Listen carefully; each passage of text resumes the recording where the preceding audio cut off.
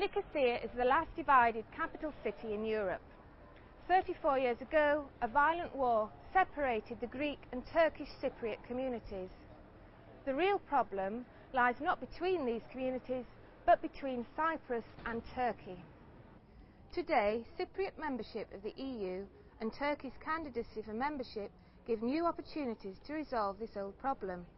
The key debates at the EPP-ED Bureau meeting in Nicosia were the Cyprus issue and the role of the United Nations and the EU as key players promoting a settlement. Françoise Grostet, chair of the high-level contact group in the European Parliament for relations with the Turkish Cypriot community, said the Cyprus problem was a European question and referred to the action of the contact group, which will be visiting Cyprus again in May. She added that the contact group was gathering information in order to be more effective, with the ultimate aim being the reunification of Cyprus. The goal of the contact group is to make contact with civil society in the north of Cyprus and with the Turkish Cypriot community, and to do everything we can to make the two communities on the island work together and participate in joint community ventures. Ioannis Kassoulidis, MEP and candidate for President of Cyprus, talked about the current stalemate and the need for a necessary political will to move things forward, to move obstacles of minor details and to prepare the ground for negotiations under the patronage of the UN. On the table there is this procedure called 8th July, which is a procedural agreement on how to prepare the ground for proper negotiations. So I think we have to start from there, remove from the road obstacles of minor details that have preoccupied the representatives of the two sides for 15 months without any result.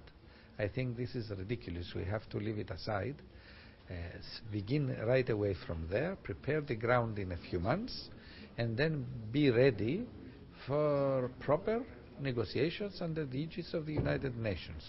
Ria Oomen-Ruijten linked Turkey's EU accession to the Cyprus problem. She said it is unacceptable that Turkey does not recognise Cyprus. Last year we voted my first resolution on EU-Turkey relations, and in that resolution there is a big part of it on the Turkey-Cyprus relations. And that's also one of the points I'm really worrying about. Every visit in Turkey we speak about with President, with members of Parliament, with the Prime Minister, because the Cyprus issue has to be solved. We can't accept that a candidate member doesn't accept, doesn't acknowledge another member state. Eva Klampt, draftswoman on the missing persons in Cyprus, said efforts must be made to solve the problem of missing persons, which could contribute towards a Cyprus settlement. She spoke about her draft report, in which she calls on those with evidence to pass it on in order to speed up efforts to solve the problem of missing persons, and furthermore asks for increased funding.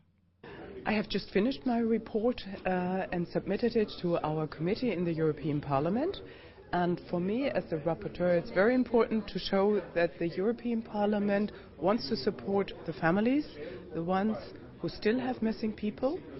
We want to support the families with financial means, and that means starting in 2009, I asked for €2 million to also speed up the work, because I think it's very important that more people will be informed about their beloved ones that they are missing and to know about their fate. The EPP-ED group strongly supports open dialogue between these two communities, leading to the reunification of the island. This programme was brought to you by the press service of the EPP-ED group, the largest political group in the European Parliament. See you again soon.